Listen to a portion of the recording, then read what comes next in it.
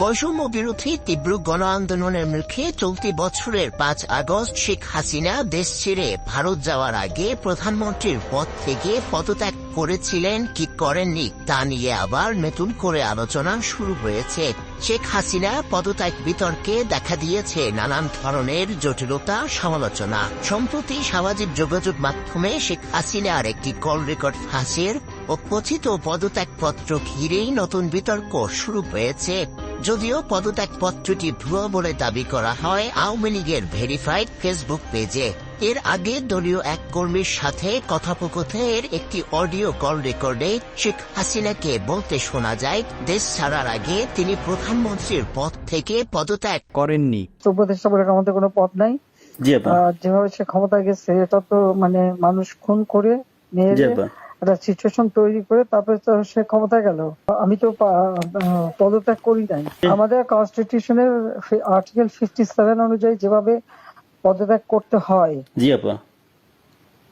আমার কিন্তু সেভাবে পদত্যাগ করা হয়নি। সে কিন্তু ওই জন্য 6 তারিখের জায়গায় 5 তারিখে নিয়ে আসলো। আর 5 তারিখে নিয়ে আসার ফলে আমার পক্ষে তখন এমন ভাবে চারিদিকে লোক ঘেরাও, আমি দেখলাম যে এখন যদি ফায়ার ওপেন করে আমার এখানে সিকিউরিটি, তাহলে শত শত লোকের লাশ পড়বে। লাশ ফেলে আমি ক্ষমতা থাকতে চাই না।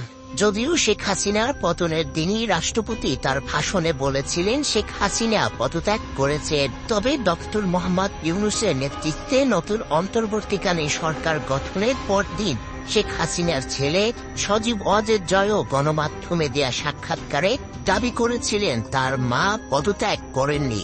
এখন নতুন করে এই পদত্যাগ বিতর্কে বিব্রত অনেকেই, কিন্তু নতুন অন্তর্বর্তীকালীন সরকার গঠনের পর শেখ হাসিনা পদত্যাগ করেছেন কি করেননি সেটি কতখানি গুরুত্বপূর্ণ, এখন এটা নিয়েই আলোচনা সর্বত্র।